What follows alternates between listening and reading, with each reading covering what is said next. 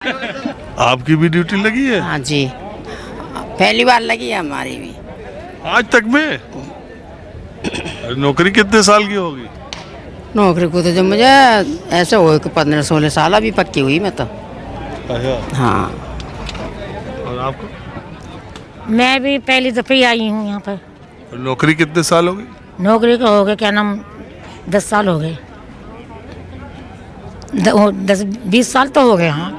हाँ तो लटेरी पे नंबर आ रहा है। लेट करे पक्के, लेट करे हम पक्के उन्होंने। हमारी उम्र भी क्यों? हाँ, कच्चे में हमने 18 साल नौकरी करी जी। 18 साल तो मैं करी हाँ? कच्चे में, 18 साल के बाद में फिर पक्के हुए। कहाँ पे है आप पक्की हुई? दादरी किस विभाग में? नगर पालिका में, कारपोरेशन में तो आपका काम क्या है वोटिंग में यहाँ? सफाई कर्मचारी। झाड़ू चलाते हैं। ये झाड़ू कहाँ चलेगा? यहाँ पर तो नहीं चलेगा, उन्होंने ड्यूटी मांगी थी हमसे तो हम आ गए। तो कहाँ लगी ड्यूटी? यही तो है, अब ड्यूटी पे बैठे हैं हम। ये कौन ड्यूटी है? हाँ, अब ये तो उन्हें पूछो जी। जिसने बुलाए हैं। सर हम बैठे हैं तो ये ड्यूटी है हमारी।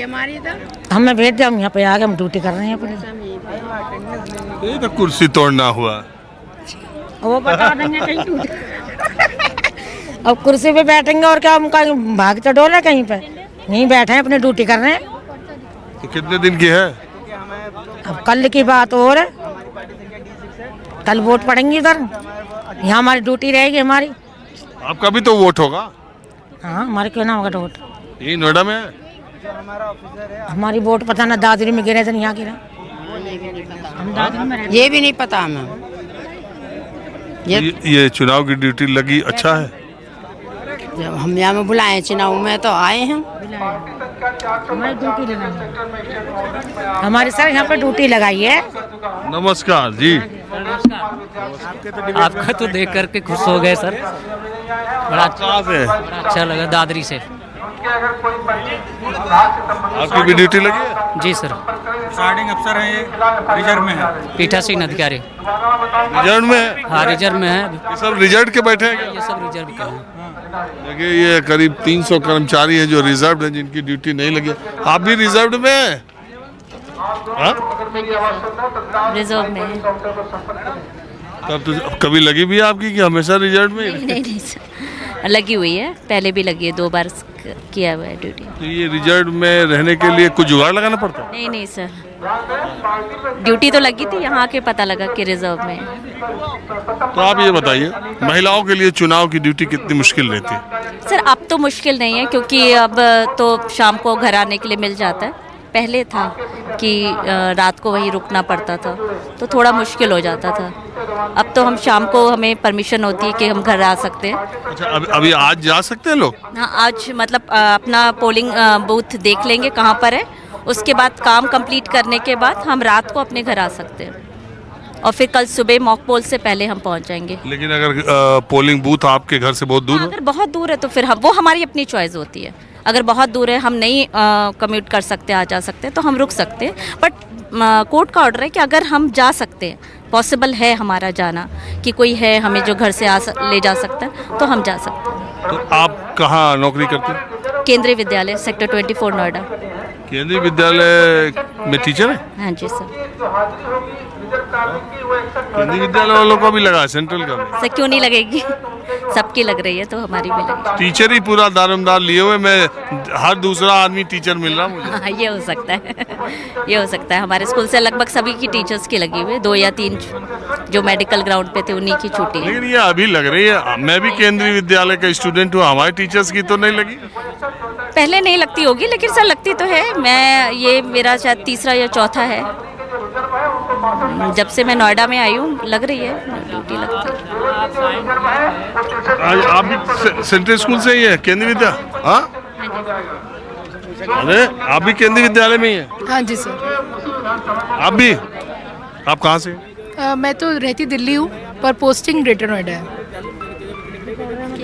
और रहने वाली कहाँ की? मैं दिलशाद गार्डन रहती हूँ सर। दिल्ली की रहने वाली भी? हाँ हाँ, वहीं से आती हूँ, अप डाउन करती हूँ रोज़। आपका ये पहला?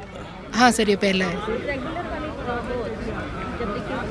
तो आप मना ही रही होंगी, लगे ना? हाँ, पर जब ज़रूरत पड़ेगी तो जाना पड़ेगा वो सर। तो जाना पड़ेगा, देख रहे हैं बार बार करें, FIR दर्ज होगा। हाँ सर, वो अभी हमारा पार्टी का नंबर नहीं अनाउंस हुआ है, होगा तो हम जाएंगे सर। चलिए अच्छा है, आप लोगों से मिलके मुझे इसलिए भी अच्छा लगा कि मैं भी केंद्रीय विद्यालय का स्टूडेंट रहा हूँ। सर आपको आपकी वीडियोस हमने बहुत देखी है यूट्यूब पे सर। अरे आप एक बार बस में भी किसी से बातचीत करते हुए जा रहे थे, वो मैंने पूरा देखा है। वो जो महिला भिड़ गई थी हम पे। हाँ हाँ, आपका फैन है हम आपके। हाँ जी। क्या है? हाँ वाह, आप वही हैं? मैं वही हूँ। माहौल क्या है? शक्ल से लग रहा था मुझे। नहीं सर, आपका तो बहुत मतलब कुछ ही है। अब टीवी में कुछ ही ऐसे डिस्कशन रह गए हैं जिसको कि हम देखते हैं। एक आपका है और मैं एक देखिए- गरिमा मैम का है और एक अरे बहुत बहुत शुक्रिया न्यूज़ 24 की तारीफ करने के लिए।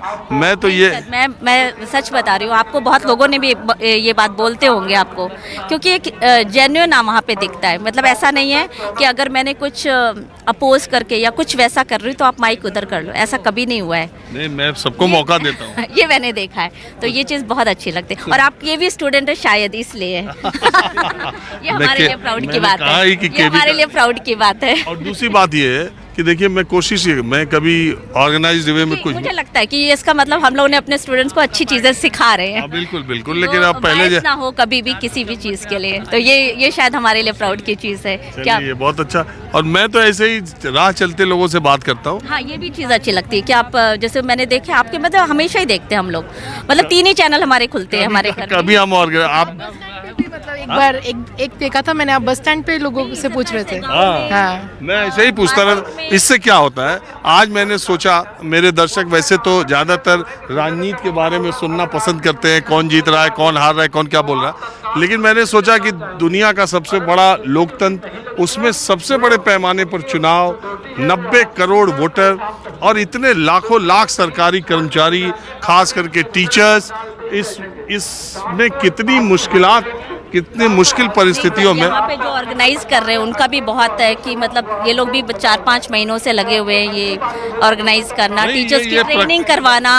और आज भी आप देखिए सुबह से 6:30 बजे, हम 5-6 बजे आ गए थे। मेरी ड्यूटी उसमें टेबल में थी, वहाँ पे मैं रिजर्व थी, तो मैं भी वेट कर रही हूँ, मेरे फ्रेंड्स वही सभी। मैं ये कह रहा हूँ कि क्या होता है, सरकारी कर्मचारियों को जिसको देखो, अधिकारी कर्मचारियों को बोलते रहते हैं ये ऐसा करते हैं, इनको तो मुफ्त का पैसा मिल रहा है, ऐसा बोलते हैं ना। हाँ, yes, sir। तो मैंने कहा कि कम से कम लोगों को ये देखिए हमारी सिचुएशन कि इसमें इस चुनाव में जो अधिकारी हैं, कर्मचारी हैं, सब एक से हो जाते हैं और कितनी मेहनत करते हैं और कितने संघर्ष से इस पूरी प्रक्रिया को पूरा करवाते हैं। तो मेरा मकसद सिर्फ ये था, समाज के हर वर्ग, हर तरफ के लोगों की बात मैं करता रहता हूँ। तो आप ये जो मेहनत देख रहे हैं, ये आपके मताधिकार और मतदान के लिए सरकार और सरकारी कर्मचारी कर रहे हैं। तो ऐसा ना हो कि फ्राइडे को द्वितीय चरण के मतदान के दिन आपको धूप ज़्यादा लगने लगे, या 4th सैटरडे और संडे भी छुट्टी है तो आप नैनीताल और देहरादून, मनाली, शिमला घूमने चले जाएं। आप जहां भी हो, दूसरे चरण के मतदान में अपने मताधिकार का प्रयोग जरूर करें। ज़्यादा से ज़्यादा लोगों की सहभागिता, ज़्यादा से ज़्यादा मतदान होगा तो सही आदमी और सही सरकार बनेगी, जिससे कि आपको जो भी आपको पसंद हो, तो ज़्यादा से ज़्यादा लोगों की सहभागिता लोकतंत्र में बहुत ज़रूरी है।